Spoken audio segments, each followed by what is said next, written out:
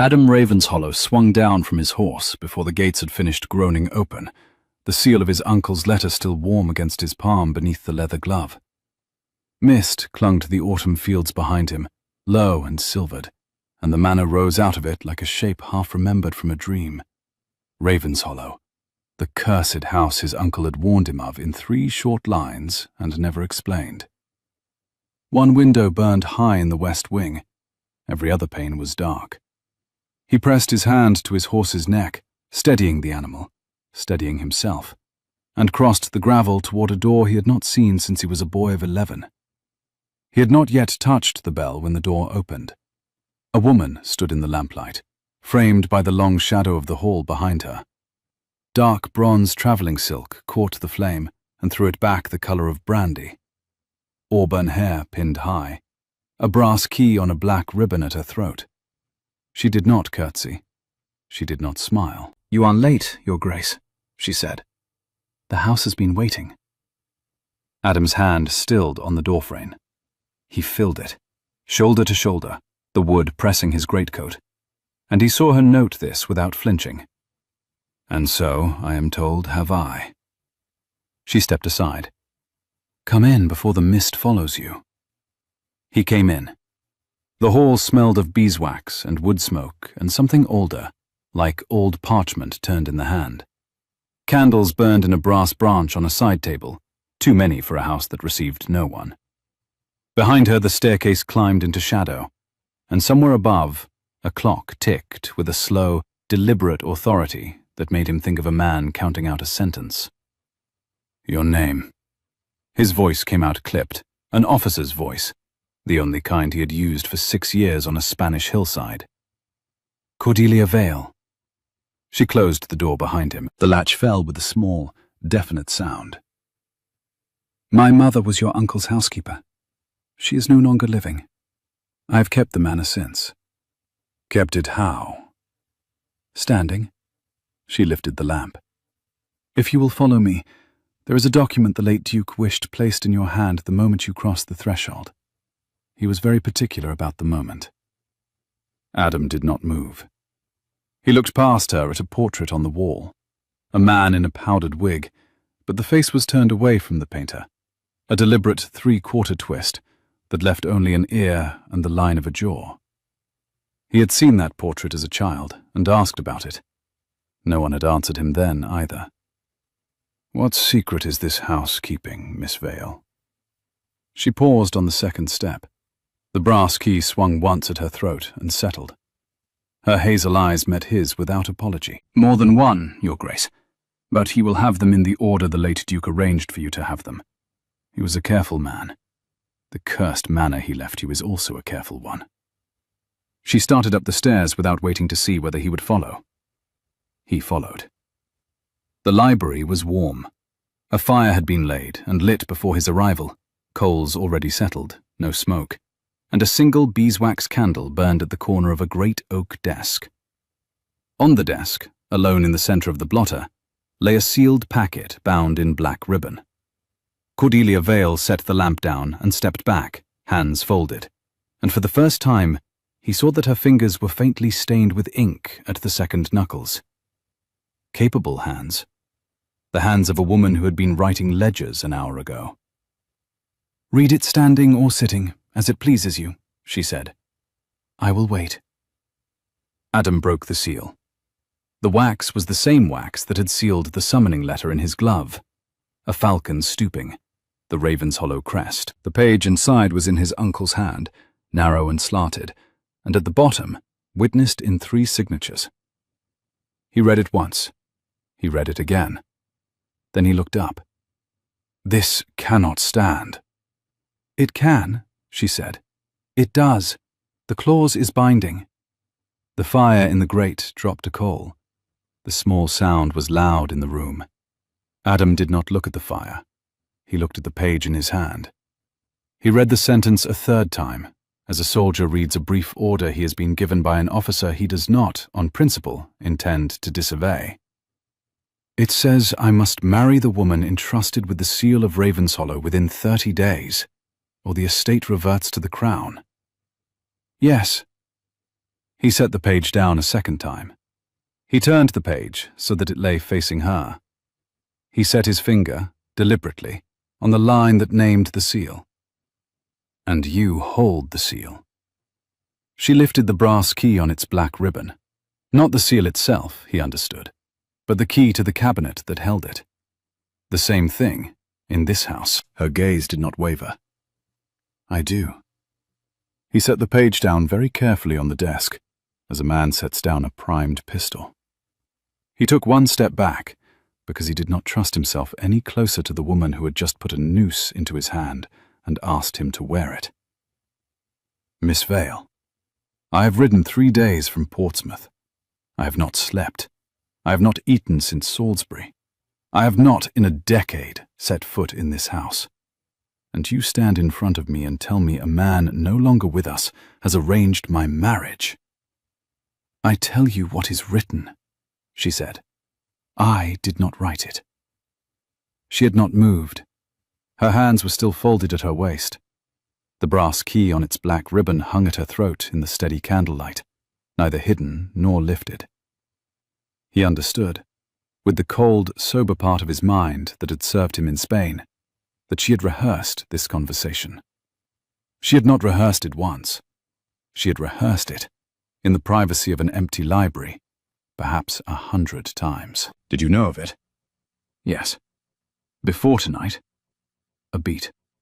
She drew a breath, neither hurried nor reluctant, the breath of a person turning over a card she had been told, 4 years ago, would one night be turned over. For 4 years. The silence that followed was not the silence of an empty room. It was the silence of a room with too many breaths in it. Adam's jaw set. He turned to the window. Outside, the mist had thickened, and he could no longer see the gates he had ridden through. He could see only his own reflection, broad-shouldered, dark-haired, grey-eyed, soldier-built and travel-stained, and behind him, a woman in dark bronze silk, who had been waiting for him for 4 years. "At dawn," he said, "I ride to London. I will find a solicitor. I will break this clause." "You will not break it." Her voice was even. "Better men than your London solicitors drafted it. But ride if you wish. I will have a fresh horse ready at 5. He turned. "You are very certain, Miss Vale." "I have had 4 years to be certain, Your Grace." She inclined her head, just once, and lifted the lamp again. "Your room is the east bedchamber. The fire is laid. There is bread and cold mutton on the side table. Salisbury is a long ride. Mrs. Penhaligon has gone to her sister's for the harvest. We are alone in the house tonight, except for the boy in the stables, who sleeps in the loft." "Alone," he repeated. "Alone." She did not lower her eyes. "If that troubles you, Your Grace, I will sleep in the kitchen, with the door bolted from the inside. I have done it before, when travellers came." It troubled him. Not, he realized, in the way she meant. "Good night, Miss Vale." "Good night, Your Grace." She lifted the lamp. She stepped past him without brushing his sleeve, though the corridor was narrow enough that another woman, in another house, would have. The lamp threw her shadow once along the panelling, and took it with her round the corner of the gallery. He stood a long minute in the empty hall. He did not sleep. He lay above the coverlet, fully dressed, boots off but coat on, and listened to the house. It was not a quiet house. A beam ticked as the fire below it cooled. A shutter knocked once, twice, then settled. Somewhere far off, a fox screamed in the woods, and was answered by a hound he did not yet know the name of. And then, near 3 in the morning by the long case clock in the corridor, he heard the sound he had been waiting for without knowing it. A door, opening. Soft, deliberate, far away in the east wing. He was up before he had thought about being up. He took the candle from the mantel, lit it at the embers, and pulled the door of his chamber open onto the dark gallery. The candle threw his shadow long against the panelling. He moved without sound, a soldier's habit 6 years deep.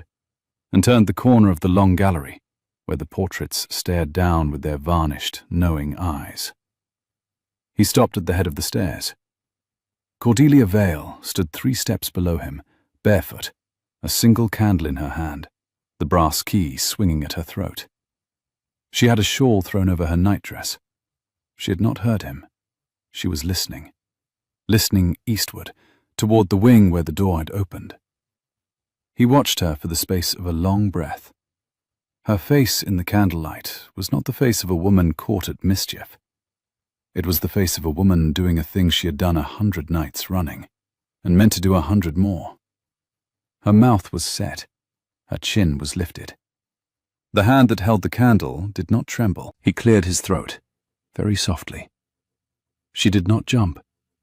She turned her head, slowly, and looked up at him without surprise, as if she had known the entire time that he was there. "Your Grace." "Miss Vale." He came down 2 steps without hurry, so that he would not, by sudden movement, frighten a woman who clearly did not intend to be frightened. The wood was cold under his stockinged feet. The candle on the rail bent, as her candle bent, in a draught from the east that he could now name. "You should be asleep." "You should not be on the gallery in your nightdress at 3 in the morning." "No," she agreed. "I should not." He came down 2 steps. The wood was cold under his stockinged feet. "What was that door?" "A draught," she said. "The east wing latches are old. They give in autumn weather."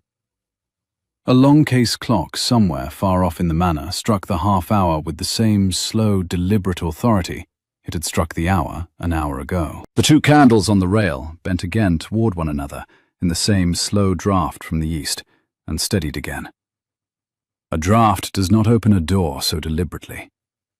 In this house, Your Grace, a draught does many things. She turned her face away from him, toward the dark of the east corridor. The brass key on its black ribbon caught the candle behind her and threw, for a moment, a small, bright thread of light on the panelling. She did not turn back. "Go back to bed. There is nothing for you down there tonight." "And tomorrow night?" "Tomorrow night," she said, "you will be halfway to London. Or not, as you choose." He did not go back to bed. He sat down on the step above hers, set his candle on the rail, and folded his arms across his knees. After a long moment, she sat too, 1 step below him, and set her own candle beside his. The 2 flames bent toward one another in the slow draught from the east wing and steadied. "Tell me about the estate," he said. "Tonight, not the marriage clause. The estate. What did my uncle leave me?" She glanced at him sidelong. The hazel of her eyes had gone the color of dark honey in the candlelight. "He left you," she said, "a debt." The east wing draught moved the candles again. They bent and steadied. Somewhere in the lower hall a beam ticked as the cold worked into the wood. Adam said nothing for a long moment. He looked along the gallery at the row of portraits in their dim, varnished frames, the ravens' hollows of 3 generations, each face turned politely toward the wall opposite, none of them looking at him, all of them, in their patient, inherited way, his to answer for now. He felt the weight of the manor settle on his shoulders, the way a heavy coat settles on a soldier who has taken it off and has, against his expectation, been asked to put it back on.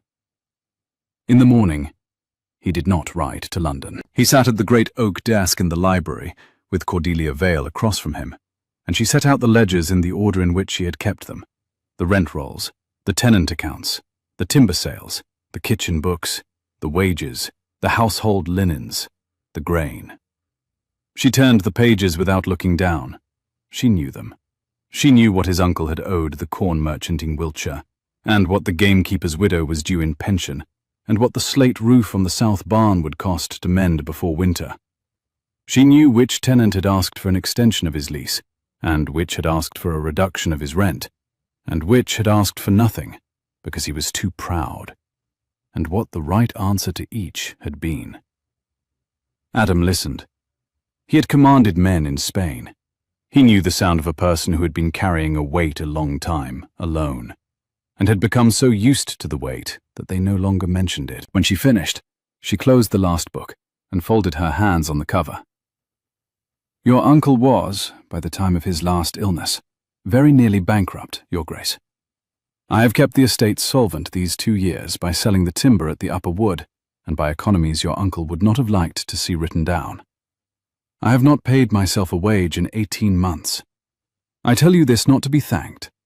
I tell you this because you should know what you have inherited before you decide whether to keep it.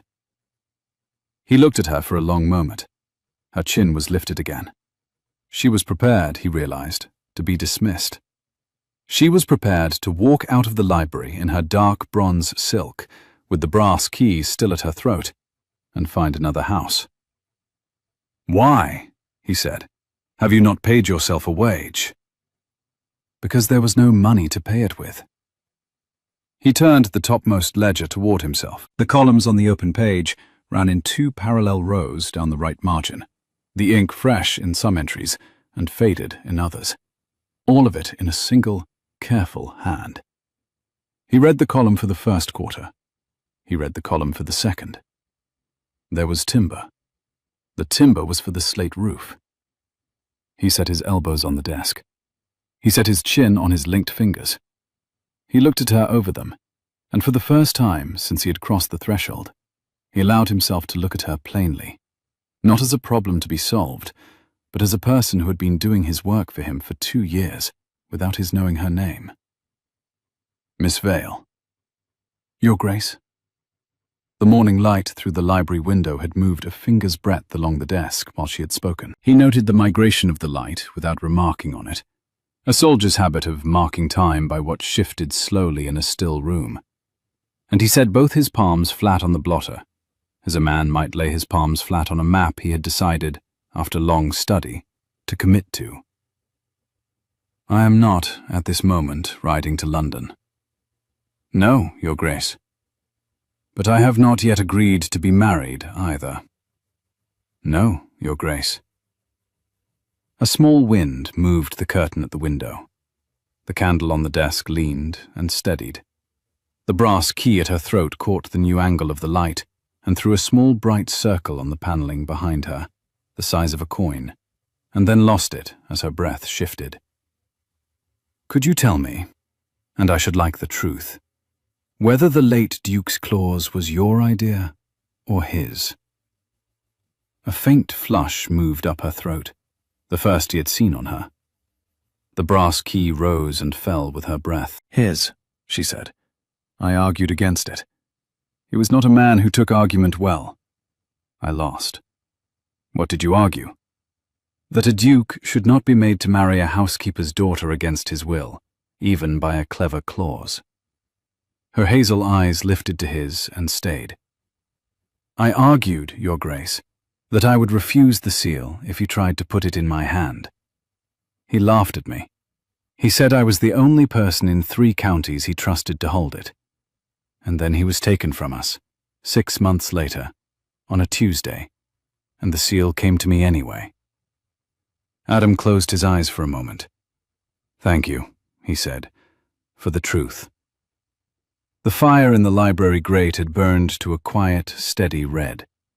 Outside the window, the autumn sun had begun to lay a low, yellow band along the home meadow, and the mist that had clung overnight to the gates was burning off in a slow, ragged retreat toward the river. I have nothing else to give you, Your Grace. He opened his eyes. You have, in fact, given me a great deal. He gestured at the ledgers. I had not understood, until this morning, what kind of house I had inherited. I am beginning to. She inclined her head. Cordelia. He used her name for the first time, deliberately, to see what it would do. It did very little to her face. It did rather more to him. I will stay a week. I will see the estate. I will meet the tenants. At the end of the week, we will speak again about the clause.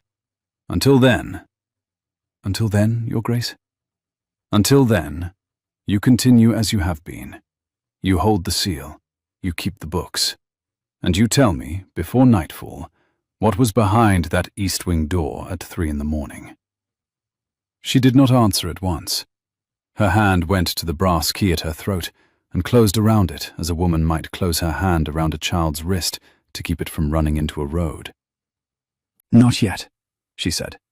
"Not before nightfall. Not before the week is out. Ask me again at the end of 7 days, Your Grace, and I will answer you. I will not lie to you, but I will not be hurried." He held her gaze. 7 days, he said. Agreed. She rose. She gathered the ledgers into her arms, capable hands, ink-stained at the second knuckles, and carried them to the cabinet beneath the window. The brass key turned in the lock. The cabinet opened. The cabinet closed. The brass key returned to the black ribbon at her throat. She turned at the door. "There will be a letter today, Your Grace, from a London solicitor named Cresswell. He acts for your cousin, Lord Mortimer Thrace. I thought you should be warned before it arrives." Thrace is contesting. Thrace is contesting. He has been contesting in writing since the day your uncle's passing was announced in the Gazette. He believed he was the heir. Was he ever? Never, she said. Not once, in any version of any will your uncle drafted. Lord Mortimer is beautiful, Your Grace, and clever, and rotten through the centre of him like an apple gone soft in the bin. The late Duke knew it. So do I. So, soon, will you. She went out, and the library door closed behind her with the same small, definite sound the front door had made the night before. The letter arrived at 4. A boy on a tired pony, the seal a barrister's gilt, the handwriting copperplate. Adam read it at the desk while the autumn light failed in the windows, and Cordelia stood at the hearth with her hands behind her back, watching the fire, not him. "He calls the clause," Adam said, "a coercion of the late Duke's faculties." He would. He turned the page. The barrister's copperplate ran down the second sheet in long, even lines, the work of a clerk who had been paid to make every threat look reasonable. "He requests an inspection of the will at Chancery within the month. He may have it." A coal in the grate split with a small, dry crack. Cordelia did not turn from the fire. Adam watched her shoulders. They did not move. He had served under a colonel once who could read 3 pages of a French dispatch with that same straight-backed stillness. And he had learned, from that colonel, that stillness was not the absence of feeling, but the management of it. He intends to be present at the inspection, in person, with 2 witnesses of his own. He will be. Adam folded the letter slowly along its original creases. "You have read this letter before, Miss Vale, or one very like it." "I have read 3 like it in the last 6 months, Your Grace. Your uncle was buried in May. I have been answering Cresswell alone since June, with what counsel a Mr. Pettigrew of Lincoln's Inn, your uncle's old solicitor and friend, could spare by post. He will be ours when we go up for the inspection." She turned from the fire. "I should be glad of the help, if you mean to give it." "I mean to give it." He set the letter down. "Sit. We will draft the reply tonight." She sat. The candle on the desk between them guttered once and steadied. Outside, somewhere far across the autumn fields, a church bell tolled the hour. And in the long gallery upstairs, the long case clock answered it with its slow, deliberate authority. Adam dipped a pen. He looked across the desk at the woman his uncle had bound him to, and he found, with a small, sober shock, that he was not sorry to be sitting where he was. He drafted. She corrected. He drafted again. By midnight, the reply was sealed. By the 3rd night, he had begun to understand the rhythm of her days, and the rhythm, he was beginning to suspect, was the manor itself, transcribed into a single woman's day. She was up before the kitchen fire was lit, because she lit it. She walked the kitchen garden at first light with a basket on her arm. She wrote the day's letters at the oak desk between 7 and 9. She rode out to one tenant or another between 10 and noon, never the same tenant twice in the same week, so that no one was favored and no one was forgotten. She ate a small dinner alone in the morning room at 1. She kept the books between 2 and 4. She received between 4 and 6 anyone from the village who had business at the manor: the rector, the apothecary's apprentice, the smith's wife with a question about her son's apprenticeship. She dressed for the evening at 6. She dined at 7, formally, even when she dined alone, because, she said quietly when he asked, a house that kept its forms, kept itself. She read in the library between 8 and 10. She went up the stairs at 10 with a single candle, and somewhere between 3 and 4 in the morning, on most nights, the east wing door opened. He did not ask again. Not yet. He had given his word for 7 days. On the 4th day she came into the library in a ruby gown. He had not expected the gown. He had expected the dark bronze silk, or the grey morning dress, or the indigo riding habit she had worn the day before to the South Fields. The ruby was a different woman, or the same woman, allowed at last. The colour caught the candlelight and threw it at her throat, where the brass key still hung on its black ribbon, and at her wrists, where lace fell over her ink-stained knuckles, and at her mouth, which she had not painted, but which looked, in that gown, as though it had been. "The harvest dinner," she said, before he could speak. "I should have warned you. The tenants come tonight. We dine in the great hall. I should have told you yesterday. I forgot." You did not forget. A small, surprised smile crossed her face and was gone. "Perhaps I did not," she said. "Perhaps I wished to see whether you would stand it." "I will stand it. Will I be required to make a speech?" "You will be required only to sit at the head of the table and be served first. Speeches will be made to you, not by you. The rector will rise. Old Mr. Halloran, the cooper, will rise, if he is sober, and possibly if he is not. The smith will rise. You will nod. You will thank them. You will ask after their wives. You will not, on any account, mention the clause." "On no account." "On no account, Your Grace. The tenants do not yet know there is a clause. They know only that you are come. They will assume, most of them, that I am to be turned out by Christmas. They will be polite to me tonight, as one is polite to a friend at her last evening before a long sea voyage." He stared at her. "You will not be turned out by Christmas, Miss Vale." "You have not yet decided that, Your Grace." He looked at her across the desk. The candle between them threw the small, bright reflection of itself in the polished oak. The brass key on its black ribbon hung at her throat in the steady light. He turned the question over once in the back of his mind, as a man turns over a coin in his pocket without taking it out, and found that he had, in fact, already decided. "I have decided that." She held his eyes a long moment. The brass key rose and fell. "Then I shall enjoy my dinner," she said. "Excuse me. I must see to the venison."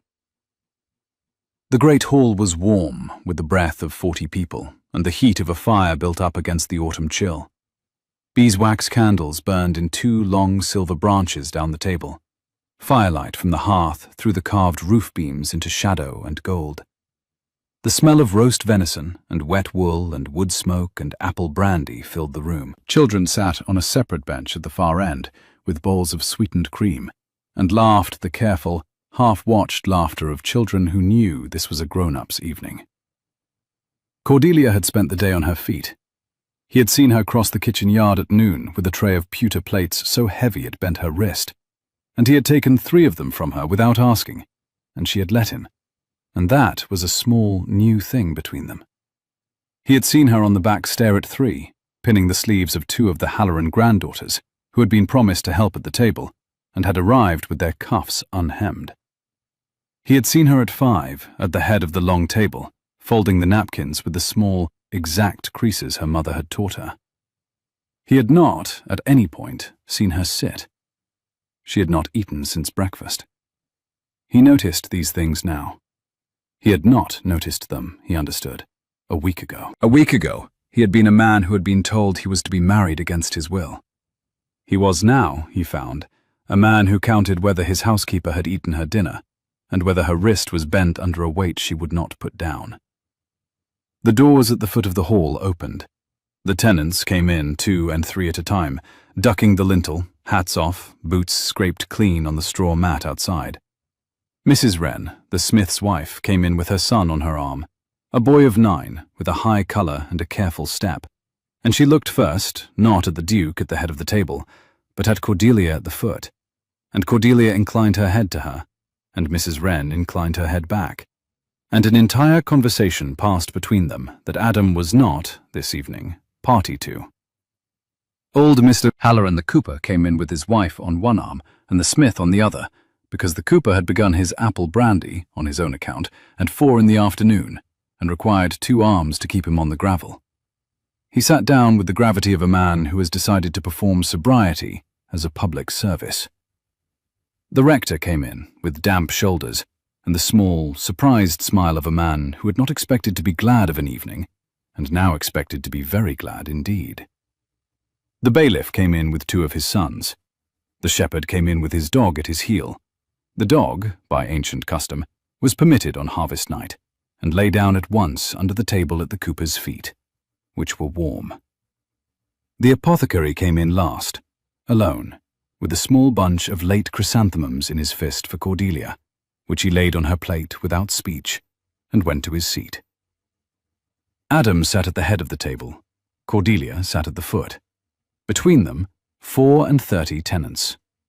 The rector rose first. He spoke briefly and well. He thanked the new Duke for honouring the harvest table, and he thanked Miss Vale for keeping the table set through the long summer. And he sat down with the wet eyes of a man who had lost a friend in May, and was determined not to disgrace himself in October. Old Mr. Halloran, the cooper, rose next. He was not sober. He spoke for 7 minutes about a barrel he had made in 1809. The barrel had, in his telling, been the finest barrel ever cut on Ravenshollow ground, and had been bought by a Bristol merchant for an unlikely sum, and had, he had heard but could not swear to it, gone on to sea in the hold of a frigate. He paused after the frigate. He had lost the thread. He looked along the candles to Cordelia, whose face was composed into the expression of polite interest she had, on her father's knee, learned to wear through sermons, and he found his thread again. The barrel, he said, had been made of timber from the upper wood. The very wood, ladies and gentlemen, the very wood that this lady, at the foot of the table, had had cut in the spring to mend the slate roof on the south barn, and a finer use no honest tree had ever been put to, and he would say so to the king, if the king ever had the wit to ask him. The smith's wife, who was seated beside him, took his elbow at the 8th minute and helped him into his chair with a tenderness that suggested she had done it before. The hall laughed, gently, the way a family laughs at a known story. Adam laughed too. He did not, until that moment, understand that he had been admitted. Then the smith rose. He was a short, square man, with hands the size of small spades. He looked down the long table, past the candles, past the venison, to the woman at the foot in her ruby gown. "Miss Cordelia," he said, "begging your grace's pardon. I'll say it to her, for I've said it to no one else." Adam inclined his head. "Say it, Mr. Wren." "My boy were down with a fever last March, when the late Duke were taken bad, and the whole house were turned over. There weren't a doctor to be had in 3 parishes, for they were all at the Manor. Miss Cordelia rode over at midnight with a pot of something her mother had taught her to make, and she sat with my boy till morning, and she rode home at 5. My boy's in this hall tonight, sat by his mother, and he is alive, and I will not forget it." He turned his big square face to Adam. "You've a good woman in this house, your grace. I hope you know what you've got." He sat down. The hall did not laugh this time. The hall was very still. Adam looked down the long table at Cordelia Vale in her ruby gown. Her hands were folded in her lap. Her chin was lifted. The brass key was hidden inside the high lace of her collar tonight, but he knew exactly where it lay against her throat, and he knew exactly the rise and fall of it now. "Mr. Wren," he said. The hall heard him without his needing to raise his voice. I am beginning to. The smith inclined his head. The smith's wife folded her hand over her son's.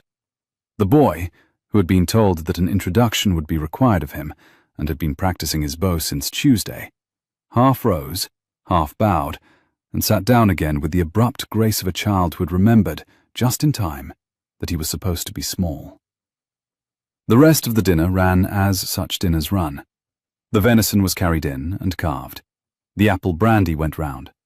Mrs. Wren passed Adam a small dish of pickled pears she had brought herself, in case, she said with the particular matter-of-fact courtesy of a woman who fed her family from a single hearth. The Manor's pears had not, this autumn, taken kindly to the cellar. Adam, who had not eaten a pickled pear in 11 years, took two and praised them. The smith's wife relaxed visibly into her chair, as though a small private exam had been passed. The bailiff's eldest son, who was 16 and had never in his life sat at a duke's table, knocked over a cup of small beer in the second hour and turned the colour of a winter sunrise. Cordelia, without rising from her own chair, made a small gesture to the maid at the sideboard. A fresh cloth was laid over the spill in a single, quiet movement. The boy was permitted to pretend nothing had happened, and he ate his venison afterwards with the cautious dignity of a small ambassador. A girl of 12, in a fresh apron, played 3 carols on a small fiddle from the corner, the third one badly, and was applauded harder for the third than for the first 2 because she had attempted it. Adam asked her name. She told him. He asked her, gravely, whether she would do him the honour of playing the same 3 at the next harvest, in better weather. The girl, who had been told all her life that she was a serious child, and had not, until that moment, been spoken to as a serious adult, blushed to the line of her hair, and promised that she would. Her mother, 2 seats over, set down her cup very carefully, as a woman does when she does not wish to be seen taking a moment. The shepherd's dog under the table moved, by some private migration, from the cooper's feet to Adam's, and laid its grey muzzle on his boot, and went to sleep.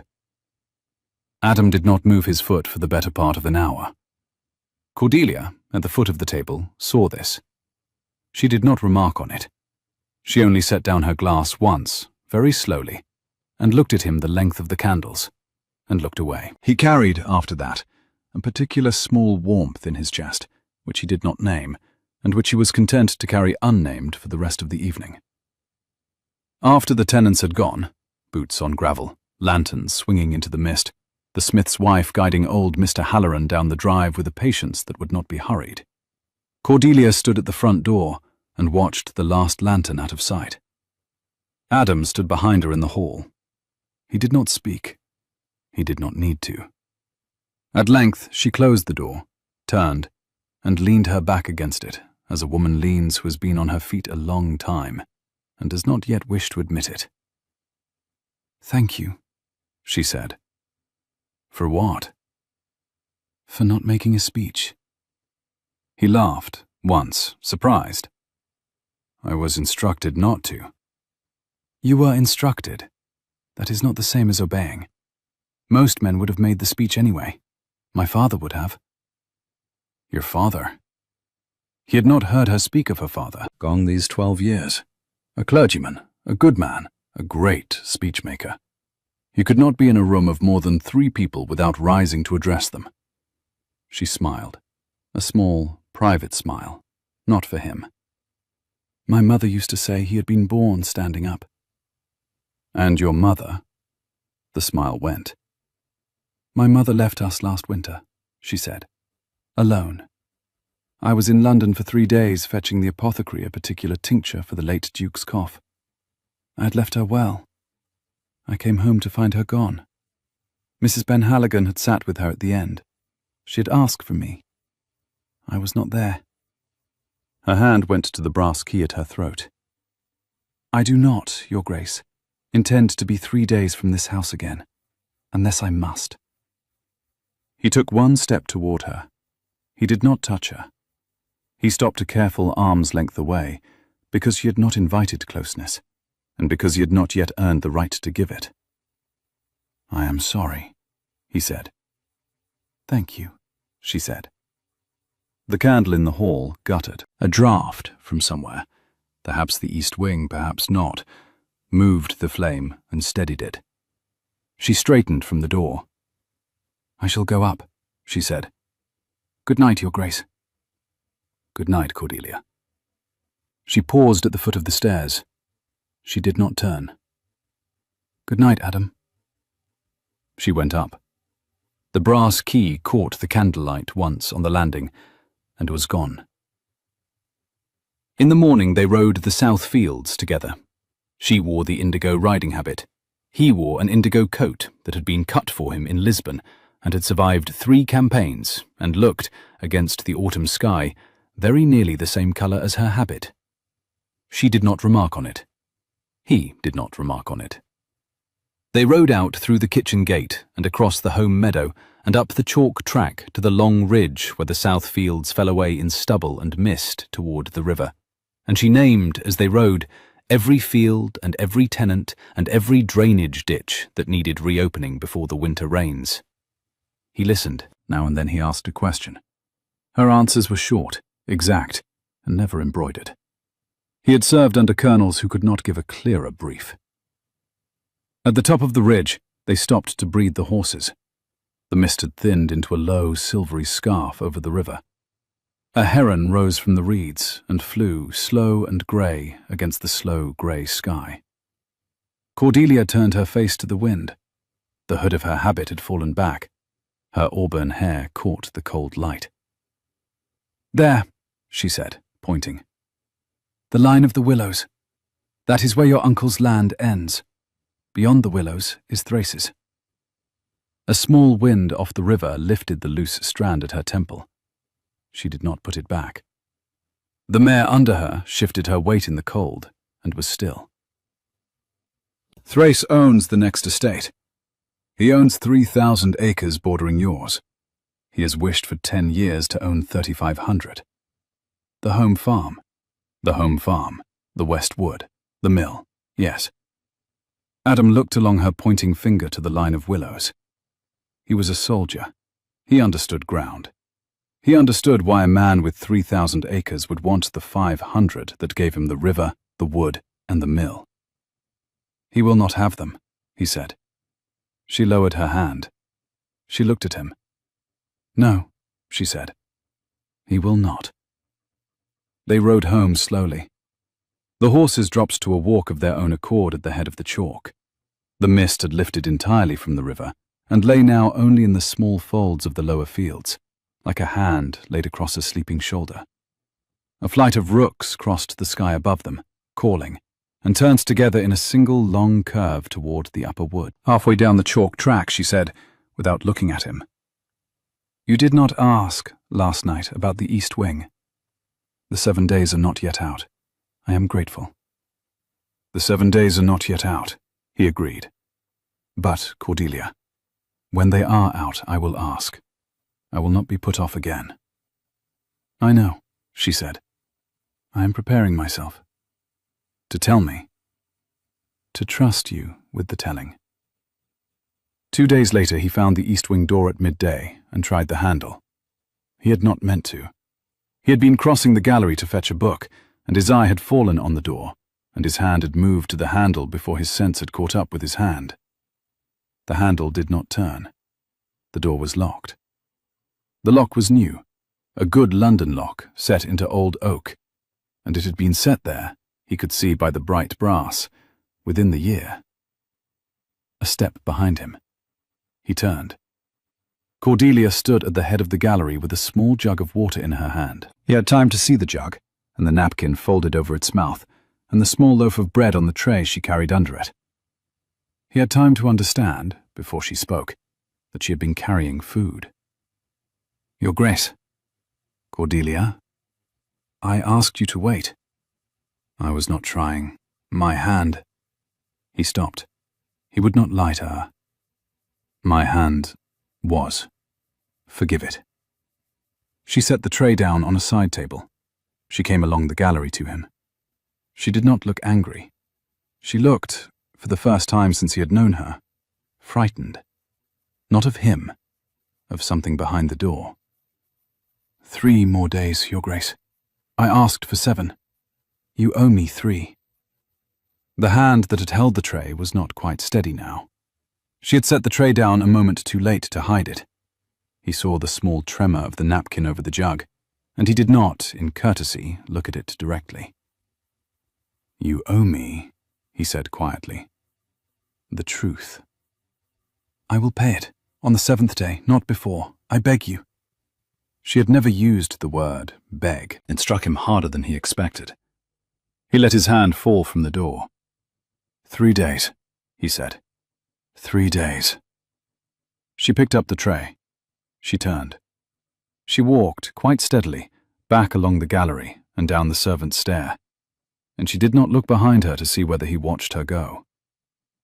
He watched her go. That afternoon a carriage came up the drive without warning. Adam was in the south field with the bailiff when the boy came running. A black and gilt carriage, 4 horses, 2 men inside besides the gentleman. The gentleman had given his name at the gate. The gentleman was Lord Mortimer Thrace. Adam was at the Manor in 11 minutes. He came in through the kitchen door, mud on his boots, his indigo coat dark across the shoulders with the autumn rain that had begun on the ride home, and he found Cordelia in the great hall, facing his cousin alone.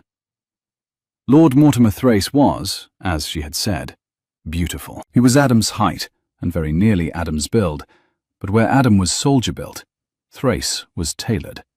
Narrow at the waist, where Adam was broad, fine-boned at the wrist, where Adam was heavy, fair-haired, where Adam was dark. His eyes were the pale blue of a winter sky over a frozen lake.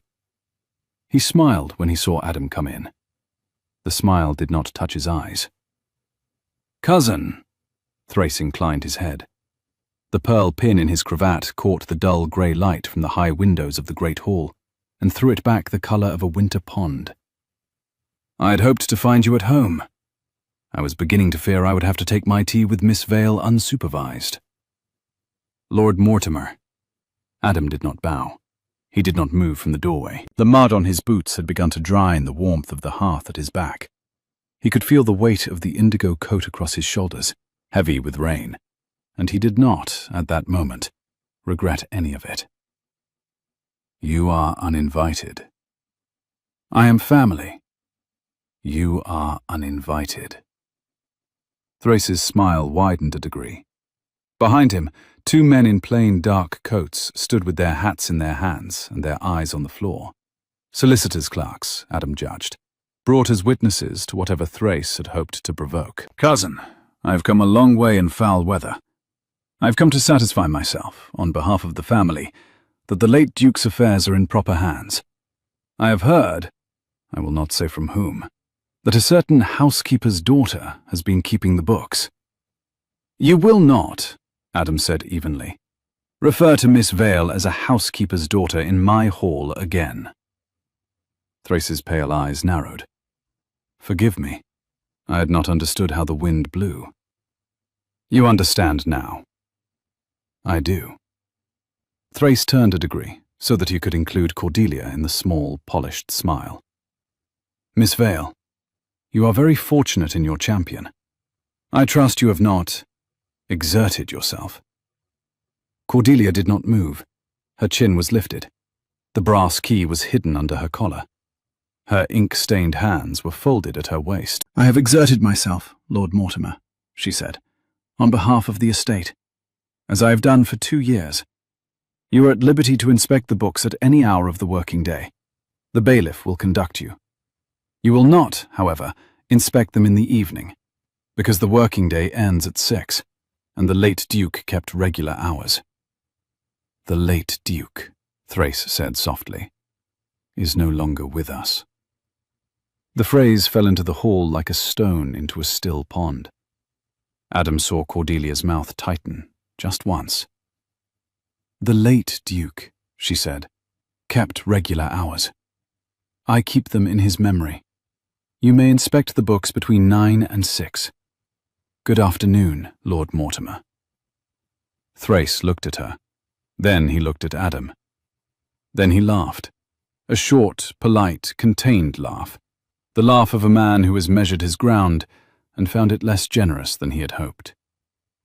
"Cousin," he said, "we will speak again at Chancery. I look forward to it." "As do I," said Adam. Thrace bowed. He gathered his clerks with a small flick of his fingers. He went out into the rain. The black and gilt carriage turned in the drive and was gone. Adam stood in the open door until the wheels were past the gate. Then he closed the door, slowly, and turned. Cordelia had not moved. She stood in the center of the great hall with her hands folded at her waist and her chin lifted. And she was, he saw now, shaking. Not in the broad, visible way of a person about to sit down. In the small, private way of a person who had spent 20 minutes holding herself absolutely still against an opponent who had wished her to flinch, and had now, with the closing of the door, been permitted to feel her own heart. He crossed the hall to her in 4 strides. He stopped at a careful arm's length. He did not touch her. "He is gone," he said. "Yes." The rain on the great hall windows ran down the leaded panes in long, bright lines. He could see, beyond her shoulder, the patch of gravel where the black and gilt carriage had stood, and the 2 grooves the wheels had left in the wet, slowly filling with water. He will not come back uninvited. He will. He has waited 10 years for this estate. He will not be seen off by an afternoon's coffee. He will write tomorrow morning. Let him write. He will write to the rector. He will write to 2 of the tenants. He will write, and this you should be ready for, to the bishop, suggesting that the late Duke's faculties were, at the end, suspect. The bishop will not act on it. He will, however, ask. We must be ready to answer. He took half a step toward her, without intending to, and stopped, because she had not yet given him the small sign that closeness would be welcome. He set his hand on the back of the long oak settle instead, and leaned his weight on it, and felt the wood take the weight without protest. "We will be. We, he said. "And stop saying it as though you have not earned the word. You have, Cordelia. You earned it the night you sat with me on the gallery stair, and told me what I had inherited." "Then I will say it more easily." "Then I will be here when he does." She drew in a long breath. The shaking in her hand stilled. She lifted her face to him. Her hazel eyes were bright and dry. "Thank you, Adam." "Cordelia." He did not say more. He did not need to. After a moment she nodded, once, and went out of the hall toward the kitchen, and he stood in the empty great hall with the rain on the windows, and understood, with a clarity that did not surprise him, that he had chosen. The next morning a letter came from Pettigrew. The Chancery date was set for the 14th of November. They had a fortnight. They would need to be in London a week before. They would need clean clothes. He would need a barrister. They would need, Cordelia said quietly over the breakfast table, to take the seal and the ledger she had been keeping in private, the ledger she had not yet shown him. Not, she said, because she did not trust him, because she did not yet trust the Chancery. The ledger was his lever. It would not be set down until London. He did not press her. He had 3 days yet on the East Wing. He would not start a second negotiation while the first was still running. That afternoon she came into the library in the emerald library dress and asked him to stand still while she adjusted his cravat for the journey to London, because the village tailor had set the collar half an inch too high, and she would not have him arriving at Pettigrew's chambers looking as though he had borrowed his coat from a younger brother. He stood still. Her hands came up to his collar. They were close enough that he could see the small ink stain on the second knuckle of her right hand, fresher today, a blot from the morning's letters. Close enough that he could smell the lavender she kept in the linen press. Close enough that the brass key on its black ribbon swung once between them and brushed, very lightly, the back of her own knuckles as she folded the linen down. Her fingers worked at the collar. They were quick and capable. They were also, he noticed, unhurried. unhurried in the particular way of hands that have decided to take longer than they need. He did not move. He did not breathe, except as required. "There," she said. Her hand brushed his throat as she folded the last edge. He felt the pad of her thumb at the angle of his jaw, just under the ear, for the time it took a man to count 1. He did not, in that count, breathe. She did not, in that count, look at his eyes. She looked, very precisely, at the linen between her own fingers, as a woman looks at her work when she does not, on any account, intend to look at the man wearing it. "That is better. The barrister will not laugh at you now." "I would not have noticed if he had." "I would have." Her hands came down. She stepped back. The emerald of her dress moved against the firelight in a single, slow shift of green that he noted and chose not to remark on, and would not afterwards forget. "Your Grace." "Cordelia?" The fire in the library hearth had burned down to a steady red. Outside the window, the autumn afternoon had begun to lower into the early dark of November, and the candle on the desk had been lit by Mrs. Penhaligon at some point in the last hour, without either of them noticing. "We leave Tuesday." "Tuesday." She turned and went out, and Adam stood for a full minute in the center of the library, with the ghost of her thumb under his ear, and the ghost of the brass key against his collarbone, where it had not, in fact, touched him. And he understood that the 7 days were almost out, and that the east wing door would open for him before they left for London. He understood, too, that he had stopped. Somewhere between the harvest dinner and the ride along the upper ridge, measuring the days. He had begun, instead, measuring the weeks, and beyond the weeks, the seasons, and beyond the seasons, the long, unhurried calendar of a house that meant to outlast a man and his wife and their children's children, and that would, if it were properly kept, do so. The thought did not alarm him. It steadied him, in the way the long ridge above the south fields had steadied him on the morning he had first ridden it with her, the ground falling away in a slow grey curve toward the river, and a heron rising, and a woman beside him in an indigo riding habit, naming what was his. It opened the next dawn. He had risen at 4, unable to sleep, and had walked the gallery in his shirt sleeves with a candle. He had not, this time, gone toward her room. He had gone past it, deliberately, toward the east wing. He had stopped at the locked door. He had not tried the handle. He had simply waited. At 4:15, he heard her soft step on the back stair. She came up with the tray, fresh bread, a covered dish, a small pot of honey. She came along the gallery without seeing him, because he had set his candle down on the floor behind a chair and stood in the panelling shadow as a soldier stands. She set the tray down. She drew a key from the bunch at her waist. She fitted it to the lock. The door opened. She stepped through. She did not see him. She closed the door behind her, but she did not, this time, turn the key. Perhaps because her hands were full, perhaps because the 7th day had begun, and some part of her had decided. He waited the count of 50. Then he came forward, soundless. He laid his hand on the door. He pushed it open. The east wing was not what he had expected. He had expected dust sheets, stale air, a closed-up nursery, perhaps a sick room. He found instead a narrow passage cleanly swept, a small flight of steps down, and at the bottom of the steps a door that opened onto a covered walkway he had never known existed, a roofed gallery running along the kitchen garden wall toward the gatehouse at the foot of the orchard. The walkway had been built, by the look of the joinery, long before his uncle's time. The boards underfoot were waxed.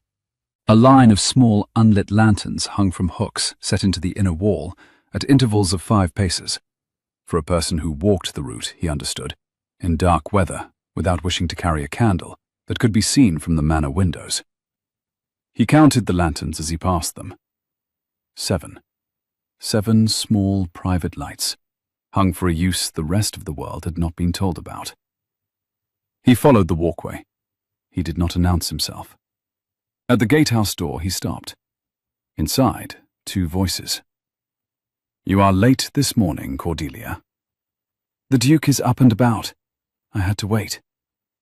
"He has not found out." "He nearly did. 3 days ago. He tried the gallery door. I made him promise to wait until the 7th day. The 7th day is today." "Then he will know by tonight." "He will know in the next quarter of an hour. He is behind me on the walkway. I heard his foot on the 2nd step." A long silence. Then the second voice, younger than Adam had expected. A man's voice, but a young man's, perhaps 19, with the faint betraying tremor of someone trying very hard to keep his fear out of his throat. "What will he do, Cordelia?" "I do not know yet, Tobias. But I think he will not turn you out. You have said that before. This time I think I am right." Adam pushed the door open.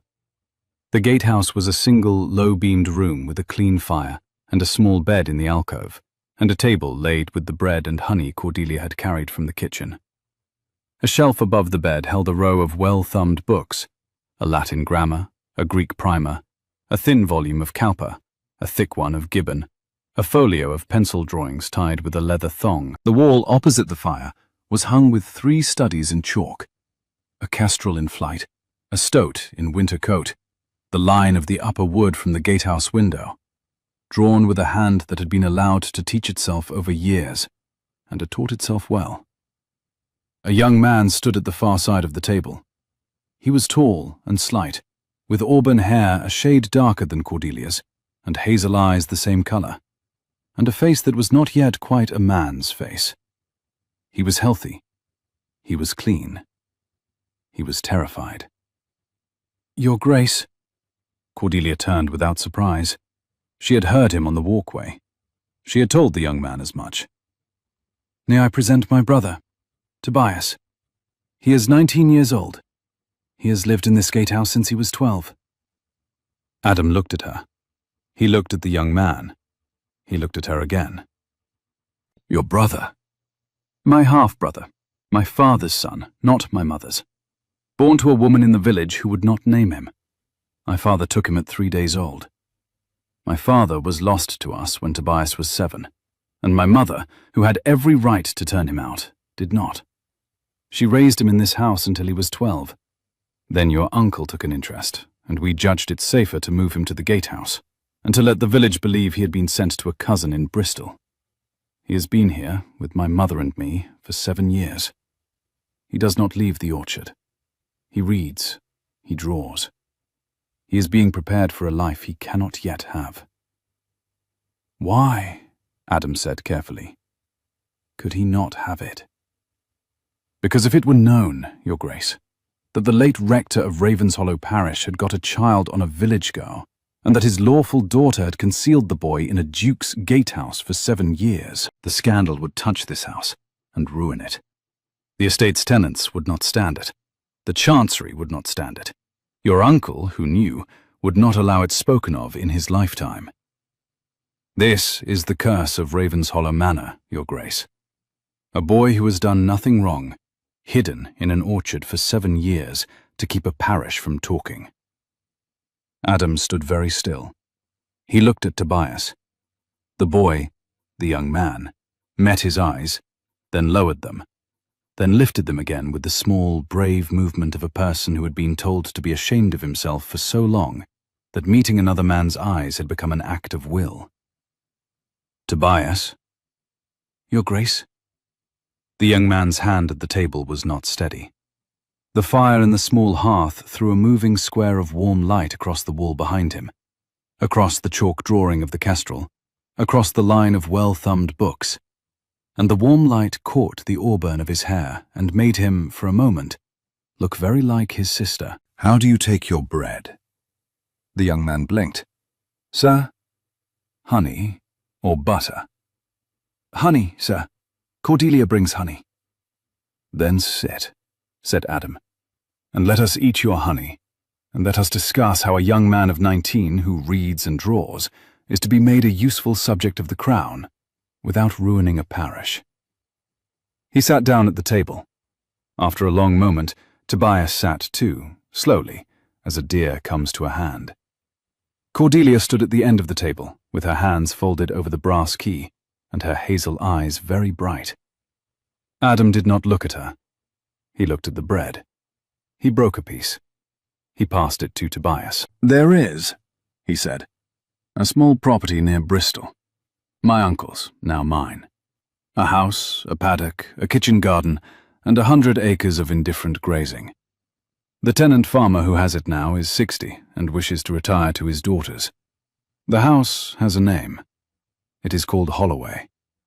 If a young man of 19, a Mr. Tobias Holloway, were to take up residence there in the spring, and were to write to me, his cousin, from time to time about the grazing, I do not see that any parish would have a thing to say." Tobias's hand stopped halfway to the bread. Cordelia did not move.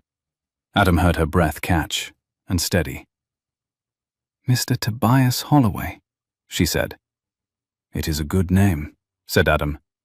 "It is no one's name. It will be his." The young man set the bread down. He looked at his sister. He looked at Adam. His mouth opened. It closed. He looked at his sister again. Then, with the slow, deliberate movement of a person performing a thing he had not, until that moment, believed himself permitted to do, he reached across the table and shook the new Duke's hand. "Thank you, sir." "You are welcome, Mr. Holloway." Cordelia turned her face to the small fire in the gatehouse hearth. She did not, Adam saw, intend to be seen weeping. He looked away from her, courteously, and ate his bread, and did not speak again until she was ready.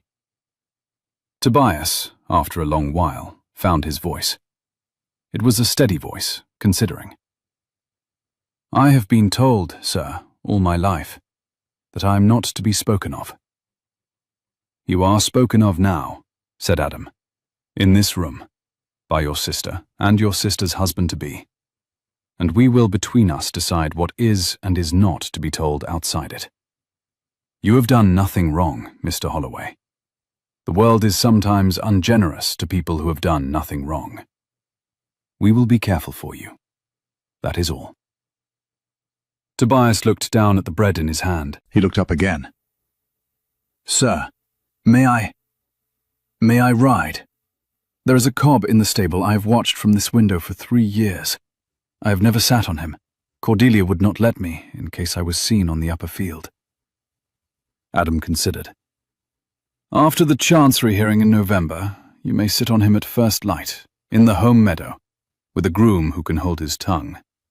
After Christmas, when you have moved to Holloway, you may sit on any horse in any field at any hour of the day or night you please.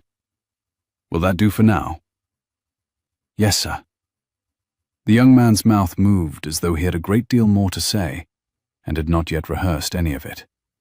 He settled, in the end, for, "Thank you, sir." "Eat your bread, Mr. Holloway." He ate his bread. Cordelia turned back from the fire. Her eyes were dry. The brass key at her throat caught a small spark of the firelight. She came to the table and sat at the third place. Tobias had laid a third place, Adam noticed, before he had come in. She had told the boy, then, that the Duke would be at the door. And she broke a piece of bread of her own, and the three of them ate together in the gatehouse, with the autumn light coming up grey over the orchard. And Adam understood, with the same clean satisfaction he had felt at the harvest dinner under the shepherd's dog, that he was not a guest in this room, and not, any longer, a stranger to it. "Cordelia." "Adam." He turned his bread in his fingers, slowly, and set it down again. The fire in the gatehouse hearth had begun to give back the smell of the hot honey from the small earthenware pot on the table. A clean autumn smell, the smell of a kitchen that had been used by a careful woman for a very long time. "How long has the walkway been there?" "My grandfather built it. It was meant for a great uncle of yours who returned from the East Indies very ill and could not bear company. He used it for 2 years, and then he was better and rode out, and the walkway was forgotten. My mother remembered it. We swept it when Tobias was 12. "Your mother knew?" My mother arranged it." He absorbed this in silence. He turned the small pot of honey on the table a quarter turn, then another quarter turn, as a man turns over a fact he had not previously held. "And my uncle. Your uncle knew. Your uncle approved. Your uncle paid, in fact, for the new lock on the gallery door. It was the last bill he signed before his last illness. He would not have it set down in any ledger I kept. He paid the locksmith out of his own purse and asked me, on his honor, to keep the boy safe until you came."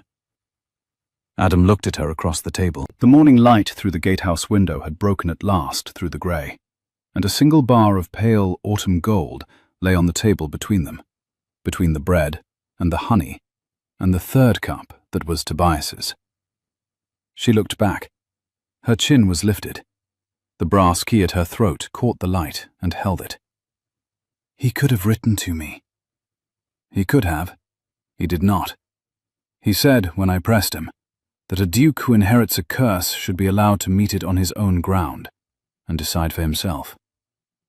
Adam laughed, once, low. The laugh was not bitter. It was the laugh of a nephew who had begun, very late, to understand an uncle who had loved him at a distance. He was a careful man. He was a careful man. I begin to like him. You would have liked him, Adam.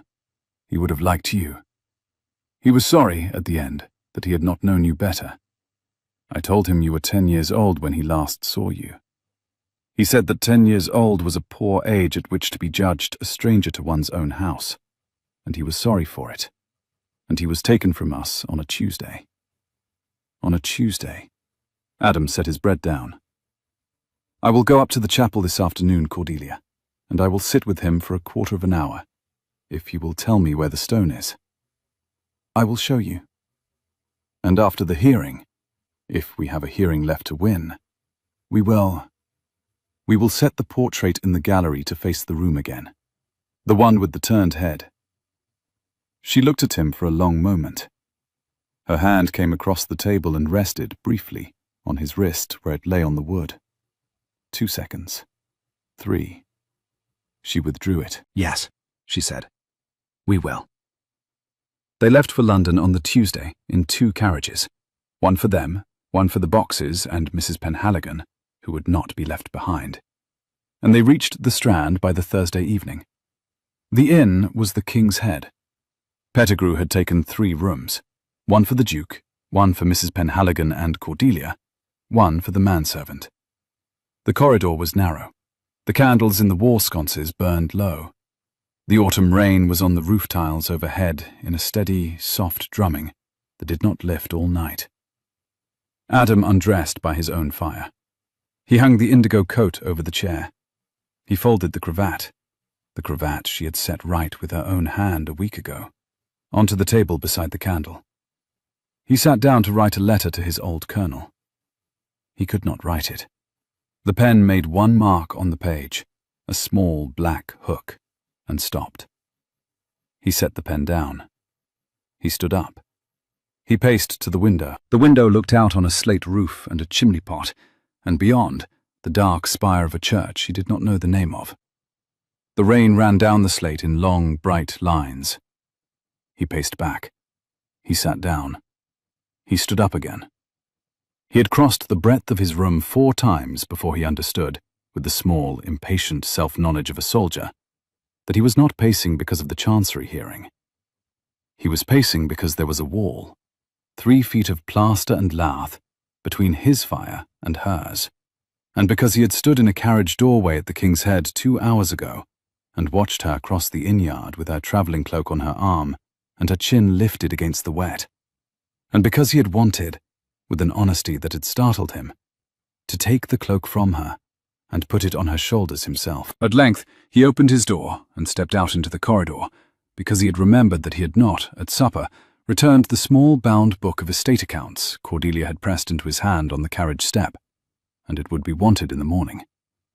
He did not knock at her door. He did not need to. She was already in the corridor. She had a candle in her hand. She was in a wrap of dark wool over her nightdress. Her auburn hair was down. He had not, until that moment, seen it down. and it fell over her shoulder in a long, dark honey rope to her waist. The corridor was narrow enough that he could see, in the low light of the wall sconce, the small frown of concentration she wore when she was listening for a sound she did not quite trust. She had come out, she said, because she had heard his step, and had thought he was the manservant, and had wished to ask whether he had locked the outer door of the corridor, because the inn was full and the corridor opened in the daytime onto a public stair. "I have not locked it," he said. "I will." "Thank you." She did not go back into her room. He did not move toward the outer door. They stood in the narrow corridor, with 2 candles between them and the rain on the tiles overhead, and the brass key, he saw, still at her throat over the wrap. He had not, until that moment, realized she slept in it. "You sleep in the key," he said. "I have slept in it for 2 years, Your Grace." Adam. Adam. "You will not need to, after the 14th. "No?" "No. After the 14th, the key will hang somewhere a key ought to hang, on a hook by the library door, where any honest housekeeper might find it." Her mouth softened. The candle in her hand trembled, just once. "Good night, Adam." "Good night, Cordelia." She did not, at once, turn back to her room. She stood with the candle in her hand, and her hair down, and the brass key at her throat, over the wool wrap. And she looked at him, in a way that was not yet a question, and was not yet an answer, and that asked him only to look back. He looked back. The rain on the tiles overhead was steady. The candle in her hand bent a little toward the candle in his, and steadied. Somewhere below, in the inn yard, an ostler called out to another ostler and laughed, and a horse stamped, and the small sounds of a London inn at midnight came up to them through the floorboards. He did not move. She did not move. After what he afterwards calculated to have been the better part of a minute, a long minute by any measure, she lifted her chin in the small, almost smiling way he had now seen her lifted 8 or 9 times since the harvest dinner, and she stepped back through her door, and she closed it without sound. He stood in the corridor a moment longer, with both candles between his ribs, as it were, and then he walked the 4 paces to the outer door, and he locked it, with a very steady hand and a heart that was not, by any measure he had carried into a Spanish hillside, entirely steady. He came back past her room. Her door was already closed. He laid his palm, briefly, against the wood of it. He did not knock. He did not even press. And then he went to his own room and slept, against expectation, the deep, clean sleep of a soldier on the eve of a battle he intended to win. The clerk at Chancery on the Friday morning was a thin man with a kind eye and a powerful grasp of what was, and was not, irregular in a will. He read Pettigrew's draft. He read Thrace's counter. He read the marriage clause. He laid down his pen, looked over his spectacles at Adam and Cordelia, and Pettigrew sat in a row across his desk, and said quietly, "I see no reason to hurry the inspection. I see, in fact, several reasons to set the date back a fortnight. The 14th is unsuitable. I propose the 28th. Lord Mortimer's witnesses will keep." Pettigrew bowed. Adam inclined his head. Cordelia did not move. Outside, in the cold court, the autumn wind threw a flurry of fallen leaves against the window, and Adam understood, with a small, clean satisfaction, that they had bought another 14 days, and that 14 days, in the hands of Cordelia Vale, was a long time. They drove back to Raven's Hollow through the night. The carriage lamps threw 2 yellow pools on the dark road. Mrs. Penhaligon slept upright in the corner, with her bonnet over her eyes. Cordelia sat opposite Adam. Her hands were folded in her lap. Her face was turned to the window.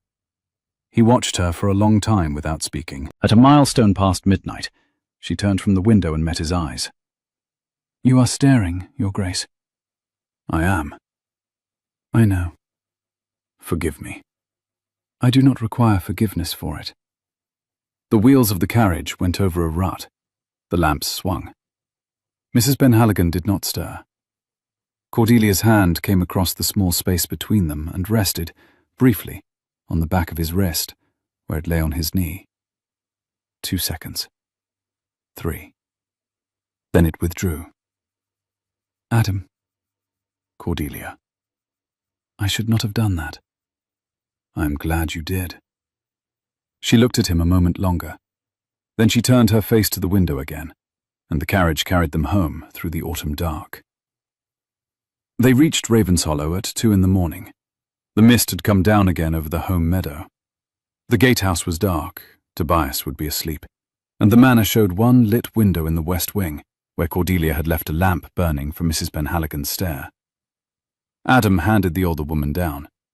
He handed Cordelia down. The grooms led the horses away. The driver took the carriage round to the coach-house. The three of them came up the gravel together to the front door.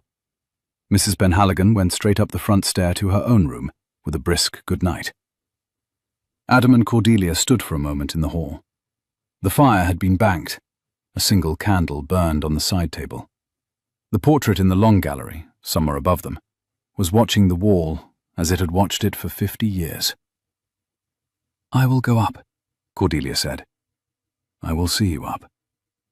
She did not refuse him. They went up the stair together. At the head of the stair, they turned along the gallery toward her room. Halfway along, she stopped, because her foot had caught on the edge of a rug, and she put out her hand to steady herself. And his hand was there. He did not let go of it. She did not take it back. They stood for a long moment with their hands joined on the gallery, the portraits watching the opposite wall, the brass key at her throat, catching the candlelight in a small, steady gleam. He had carried her hand without thinking. He had not, he now noticed, intended to put it down. Your room, he said quietly. Yes. He raised her hand. He turned it. He pressed his mouth, very briefly, to the inside of her wrist, where the pulse ran under the thin skin, and he set the hand down again. Good night, Cordelia. Good night, Adam. She went into her room. He did not move from the gallery for some time. When at last he went to his own door, he found that he was smiling, and that he had not smiled, in that particular way, for a great many years. They prepared for the Chancery hearing through the second week of November, as a regiment prepares for ground it has chosen. Cordelia copied the relevant pages of the household ledgers into a fair, clean hand, 3 evenings running, by a single beeswax candle at the great oak desk in the library, while Adam sat across from her and read aloud the passages of Pettigrew's brief he wished her to know by heart. She knew them by the second reading. She corrected him, twice, on a date. He was not insulted. He was, in a private way he did not yet share, proud. On the Sunday before the journey, she walked with him to the chapel in the home meadow and showed him the stone of the late Duke. The stone was plain. The lettering was sharp and new. Adam stood with his hat in his hand for a quarter of an hour without speaking. When at last he spoke, it was to thank his uncle, very quietly, for the trouble he had taken on a nephew he had scarcely known. Cordelia stood 3 paces behind him and did not interrupt.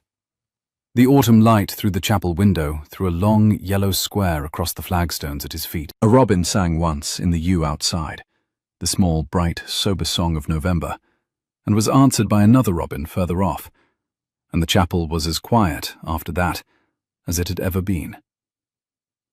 They left for London on the Monday morning at first light. The carriage was the same. The road was the same. Mrs. Penhaligon, this time, came too, with a basket of cold mutton and a small flask of brandy for emergencies of weather or temper. There were no emergencies. The ride was uneventful. They reached the Strand by Wednesday evening. Pettigrew met them at the King's Head with a long face and a short report. Master Coldstream, in his chambers that afternoon, had read every paper twice and asked 3 questions, and made no mark his clerk could read. Adam said this was the mark of a good judge. Pettigrew, who had appeared before Master Coldstream 11 times, agreed. The Chancery hearing on the 28th of November opened at 10 in the morning in a high-panelled court off Chancery Lane. The court was cold. The fire in the hearth had been laid late, and the panelling threw the small light back without warming it. A clerk in a frayed black gown trimmed 3 pen nibs with a small steel pen trimmer at the master's table and laid them in a row, as a man lays out cutlery before a long meal. Lord Mortimer Thrace sat with 2 solicitors and 3 witnesses on the right-hand bench.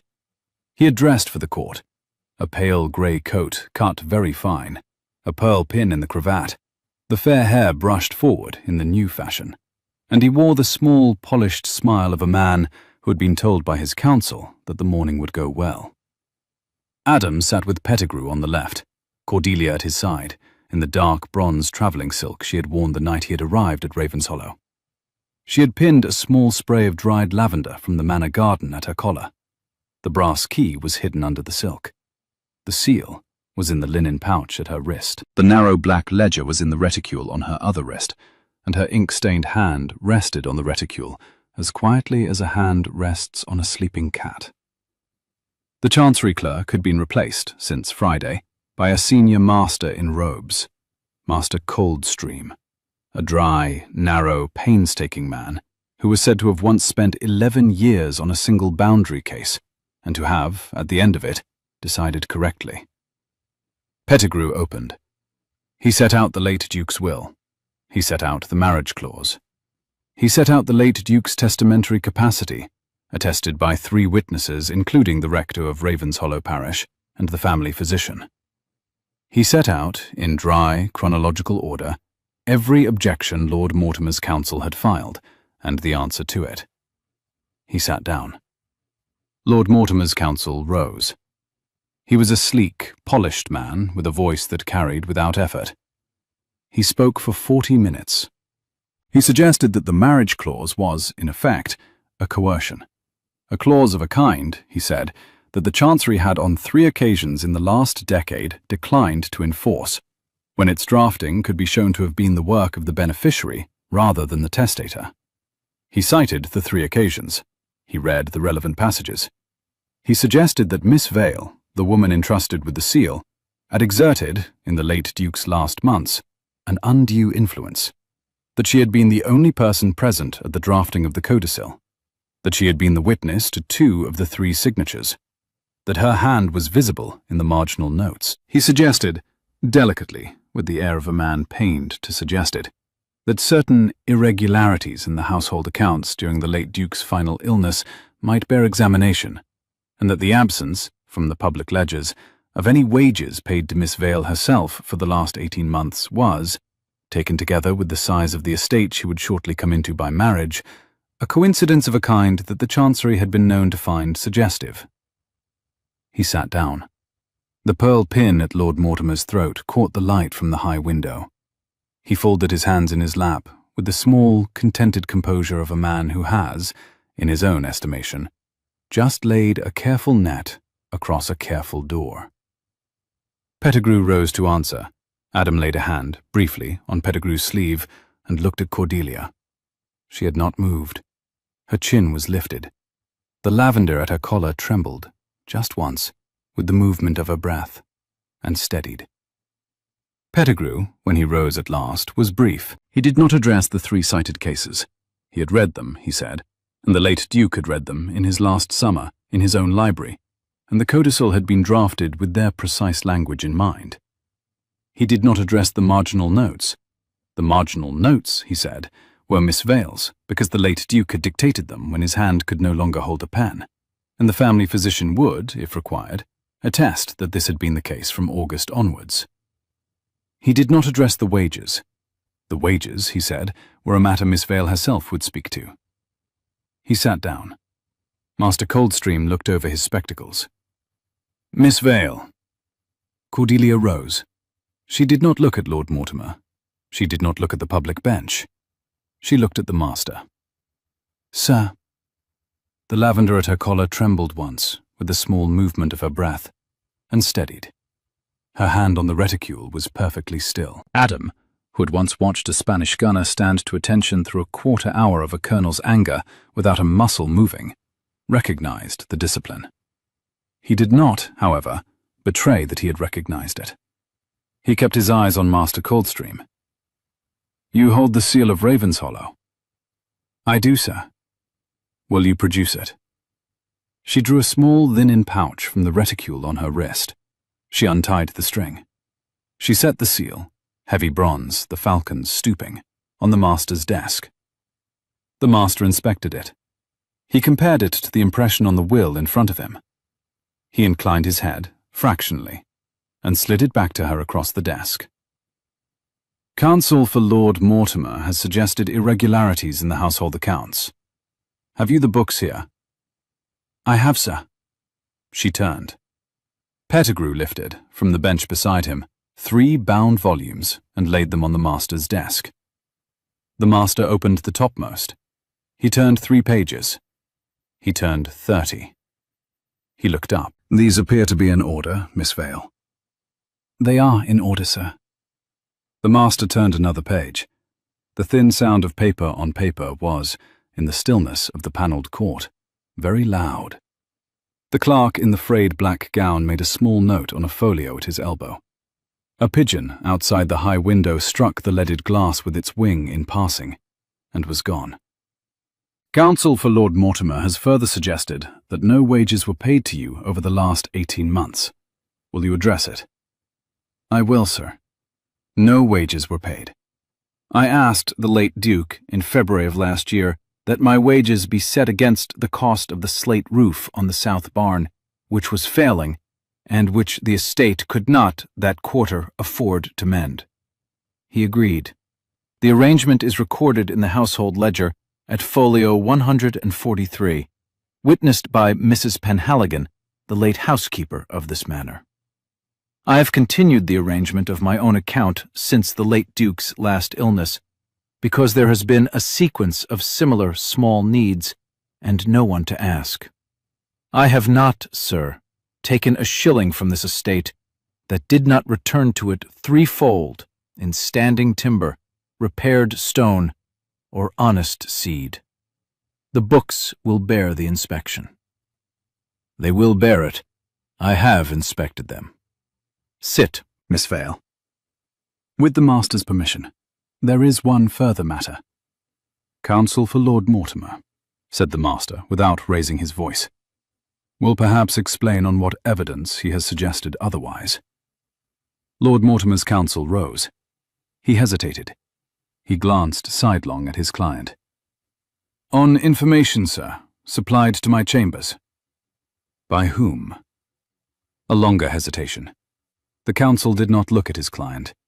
He looked at the inkwell on the master's desk, and then, having found no answer there, at the panelling above the master's head. "By a former employee of the estate, sir." "Name?" Lord Mortimer himself rose. He smiled the small, polished smile. "Master, with respect. The witness's name was given in confidence. We are not required to—" "You are required, Lord Mortimer, in this court, to substantiate any suggestion of irregularity made on the record.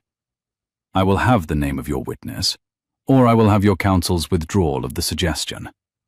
You may choose." A silence. Lord Mortimer's smile thinned.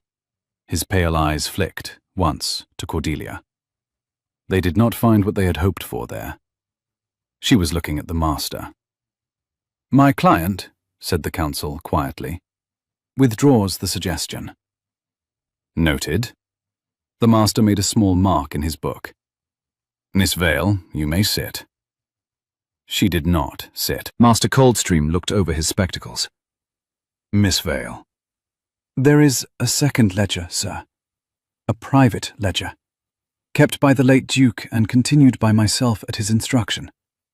It records certain payments made by Lord Mortimer to a clerk in Pettigrew's chambers, beginning in March and continuing through July of this year, in consideration, as the entries set out, of advance copies of correspondence relating to the will.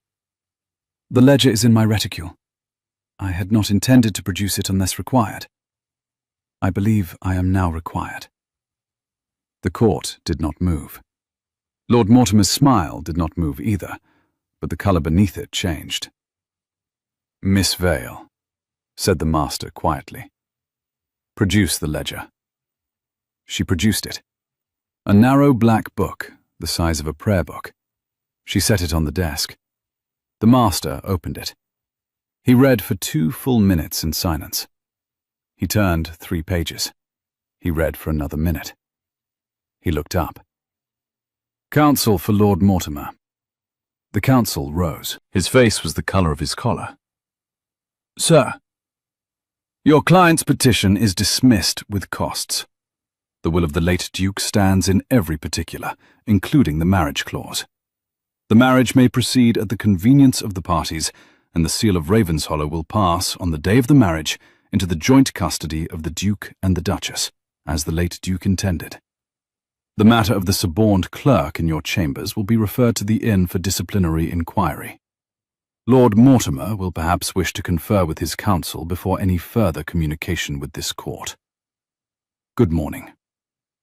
The master rose. The court rose. Lord Mortimer stood very still while his counsel gathered the papers around him with hands that had gone, suddenly, clumsy. He did not look at Adam. He did not look at Cordelia. He went out of the panelled court without a word, and the heavy door closed behind him, and the matter, after 7 months, was over. Pettigrew turned to Adam in the corridor outside the court and said, with an unprofessional warmth, that he had been at the Chancery Bar for 31 years, and had not, in any of them, watched a petition undone in a cleaner half-hour. Adam shook his hand. He did not, at that moment, trust himself to speak. Cordelia, beside him, took the hand Pettigrew offered her, and held it a moment longer than was customary, and Pettigrew bowed to her with the small, sincere bow that lawyers reserve for clients who have, against the run of play, made their cases for them. In the carriage home, Cordelia laid her head, just for a moment, against the side of the carriage and closed her eyes. The autumn light through the window was the colour of weak tea. The wheels beat steady on the road. Mrs. Benhalligan, this time, was not with them. She had stayed in town to visit a sister, and the carriage was very quiet. "Cordelia." "Adam." The carriage lamp in its bracket above the door swung gently with the road. The light it threw across her face moved with it. A slow, yellow stroke, then shadow, then yellow again. And he watched the light on her cheekbone, and the tired hollow under her eye, and the small, new line at the corner of her mouth that had not been there in October. And he understood, without being told, what 18 months of carrying a black book under a pillow looked like in the face of a woman who did not, on principle, complain. "You had that ledger in your reticule from the moment we left Ravenshollow." "I had it, in fact, in my reticule from June." She did not open her eyes. "I have carried it on my person at all hours since the day I copied the last entry. I slept with it under my pillow. I bathed with it in a covered basket beside the tub. I would not have produced it unless he forced me. He forced me." "He did." "Good." She opened her eyes. She turned her head on the carriage cushion and looked at him. The carriage went over a stretch of bad road. The wheels jolted. She did not look away. He did not either. After a long moment, he leaned across the small space between them and set his mouth very gently on hers. She did not pull back. She set one hand lightly against his jaw. The brass key, in the dim of the carriage, brushed his knuckle as it had brushed her own knuckle in the library a fortnight ago. Her mouth was warm. The wool of her travelling cloak smelled of lavender and wood smoke and the cold autumn air of the inn-yard. Her hair, pinned high for the court, had loosened in 2 places at the temple, and one strand fell against his cheek as she leaned into him, and he felt, with the small, exact attention of a man who had spent the last 2 months noticing everything about her, that she was no longer shaking. The kiss was brief. It was decided.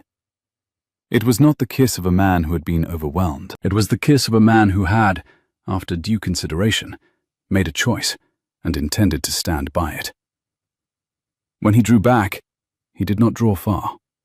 Their foreheads touched. He could feel her breath against his mouth.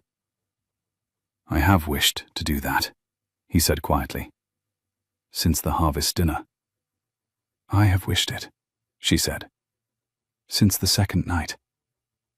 He drew back another small fraction, so that he could see her face.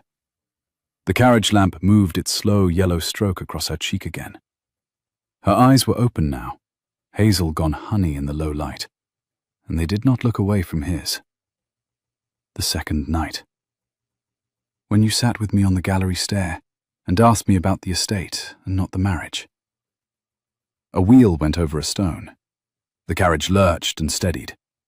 Neither of them noticed it, except in the small adjustment of his hand at her shoulder. "Cordelia." "Adam." She kissed him this time. Her hand stayed against his jaw. The brass key swung between them and was, for the first time, not the most important thing in the carriage. Outside, the autumn fields rolled past in a slow grey blur. The carriage carried them home. They were married 3 weeks later, on a clear, cold morning in the small parish church at Ravenshollow, with the rector officiating and 40 tenants in the pews, and Mrs. Penhaligon weeping discreetly in the second row, and Tobias, Mr. Holloway now, by every paper that mattered, standing as Cordelia's brother, in plain view of the congregation, because Adam had said quietly that he would not have his wife married out of a back door of her own family. The rector had agreed. The parish, to its faint surprise, had agreed too. Old Mr. Halloran the cooper had said, sober for once, that he had always supposed there was a cousin somewhere, and the matter had been considered settled. Cordelia wore amber, the colour of late autumn light through a leaded window.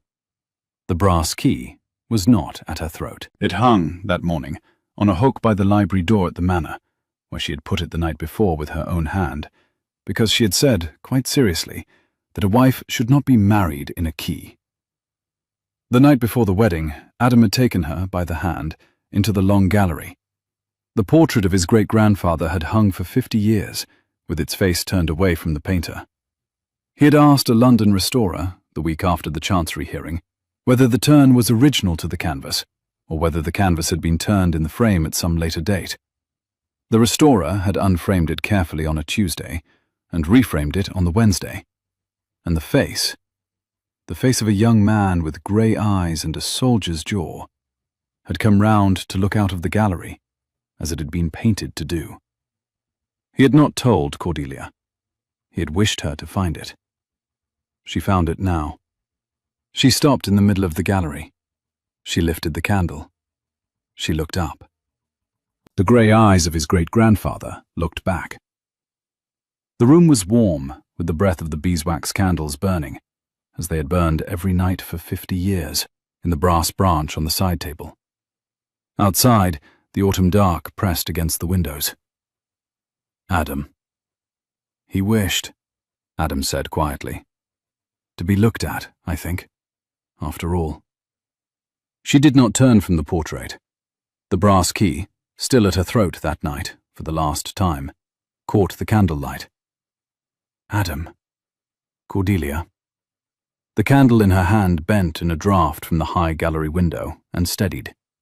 The beeswax candles in the brass branch on the side table, the candles that had been lit every night for 50 years by a sequence of hands she had been the last of, bent with it and steadied with it. The grey eyes of his great-grandfather looked down out of the new-faced portrait. The long gallery did not move. It had been waiting, in its own slow, patient way, for a long time. "I love you." He came to stand behind her. He set his hand at her waist. He did not turn her to face him. He spoke at her ear.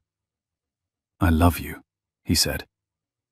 "I have loved you since the morning you set out the ledgers and told me the estate was bankrupt and asked me, with the lift of your chin, to dismiss you. I will love you, Cordelia, when there is no estate, and no chancery, and no portrait, and no key. I will love you in the kitchen garden in February with the frost on the cabbages. I will love you in the south field in August with the wheat coming in. I will love you, Cordelia Vale, in every weather this house is ever asked to stand. She turned in his arm. The candle in her hand tipped just a little. He caught it. He set it down on the side table beside the brass branch. He took her face in both his hands, and he kissed her under the eyes of his great-grandfather and the steady light of 40 years of beeswax, and the long gallery, which had seen a great many things in its time, and concealed most of them, saw this one, and let it stand. 6 months later, it was spring at Ravenshollow. The home meadow was green to the willows. The orchard at the foot of the kitchen garden was in full white bloom. Pear and apple and a single old cherry, which had not flowered in 3 years and had decided, this year, to flower for everyone. A wood pigeon called from the long ridge. The south field was sown. The slate roof on the south barn had been mended in February, with timber from a different wood than the upper one, which had been allowed to grow back. The estate was solvent. The estate, indeed, was beginning to be prosperous. In the gatehouse beyond the orchard, no one lived. Tobias Holloway had taken up residence at Holloway in March, and had written, twice, about the grazing. The second letter had asked, with painful casualness, whether his cousin the Duke might happen to know a young woman in the Bristol neighbourhood who would not object to a quiet tea with a young man who read and drew. The Duke had laughed for a full minute over the letter, and had written back that he would make inquiries. The brass key on the black ribbon hung by the library door. Cordelia, when she went out into the kitchen garden in the morning with her basket on her arm, no longer carried it. She no longer needed to. The east wing door was unlocked. The portrait in the long gallery looked at the room. The east bedchamber had been given to a guest who was expected for Easter, Adam's old colonel, with whom he had served in Spain, and who had written that he was bringing a daughter of marriageable age, and a sense of humour about it. Adam had read this letter aloud at breakfast. Cordelia had laughed. Mrs. Penhaligon had begun, that very morning, to air the east bedchamber. On a Sunday afternoon in late April, Adam came in from the south field with mud on his boots and the indigo riding coat over his arm, and found Cordelia in the library, at the great oak desk, with the household ledgers open in front of her. She was in a green morning dress, the colour of the new grass. Her auburn hair was pinned up. Her ink-stained fingers held the pen. The brass key on its black ribbon hung, where it had hung now for 6 months, on the hook beside the library door. She looked up. She set down the pen. "You are early, Your Grace." "I am early, Your Grace." She rose. She came round the desk. She set her hand against his coat, careless of the mud, and lifted her face. He kissed her, briefly, and set his forehead against hers. "The south field is sown." "I heard." He set the indigo coat over the back of a chair. The smell of the fresh-turned earth came off it, faint and clean. The smell of a field that had been waited for through a long winter, and would not, this year, disappoint. "The pear is in flower." "I saw it from the window." She came round to face him. The pen had left a small new stain on the second knuckle of her right hand. A habit 12 years old by now, and one she would not, he understood, be giving up. "The Colonel writes that he will be here on Thursday." "Mrs. Penhaligon has aired the room." A wood pigeon called from the long ridge beyond the orchard, the slow, soft, 3-note call of a bird that had decided, after a long winter, to stay through summer. Cordelia tilted her head a fraction toward the window, listening, and lowered it again. "Then there is nothing," he said, "left to do this afternoon." "Nothing at all." He looked over her shoulder at the open ledger. The columns marched down the page in her clear, exact hand. The estate was solvent. The estate was, in fact, prosperous. The brass key hung by the door, where any honest housekeeper might find it. Outside, a wood pigeon called from the long ridge. The autumn was a long way behind them. The mist on the home meadow was a long way behind them. The portrait in the long gallery looked at the room, and the room looked back. "Cordelia." "Adam." "Walk with me to the orchard. The cherries in flower." In a moment, let me close the book. She did not, at once, close the book. She set her hand flat across the open page, as a person sets a palm on a sleeping animal to keep it sleeping a moment longer. The light through the library window had shifted to the warm yellow of late April afternoon. It lay in a long bar across the desk, and the hand and the brass key on its hook by the door, and the man in his shirt sleeves, with mud still on his boots. And it did not, he thought, distinguish between any of them. You always close the book. I always close the book. He laughed, low. He came round the desk to her side. He set his hand over hers on the page briefly and lifted it. You will close it the same way in 20 years. I will close it the same way in 50, Adam, if you are good to me. I intend, he said, to be good to you. I know. The pen in its tray rolled a half-inch and stilled. The columns of her hand marched down the page in the careful, unembellished script of a woman who had been keeping books since she had been 13. He looked at them. He looked at her. He had known both now for a year and a half, and he was content, on this Sunday in April, to know them both for the rest of his life. I have intended it since the carriage. Since the carriage. Since before the carriage. Since the harvest dinner.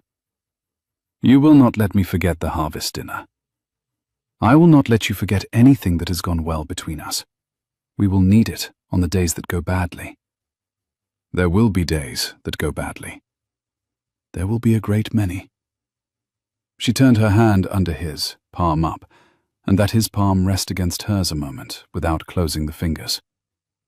The brass key on its hook beside the door was still. The wood pigeon called once more from the long ridge and was quiet. And on those days? On those days, she said, you will come in from the south field, and I will be at the desk, and the brass key will be on its hook by the door, and we will close the book together, and we will go and look at whatever is in flower. That is a long promise, Cordelia. It is the only kind worth making. She turned. She closed the ledger. She set the pen in its tray. She took the brass key from its hook by the library door, and she did not put it on. She put it in his palm. She closed his fingers over it. For safekeeping, she said, while we walk. He looked at her. He smiled. For safekeeping, he agreed. They went out together through the kitchen garden in the spring light, and the brass key warm in his hand was not a noose, and not a debt, and not a curse. It was a key. It opened a cabinet in a library in a house that he had inherited, and a wife who, as the title page of his life had warned him, had known every secret of it, and had told him, at last, all the ones that mattered. If this story warmed your evening, subscribe to Adrian's Fireside Stories for a new tale every week.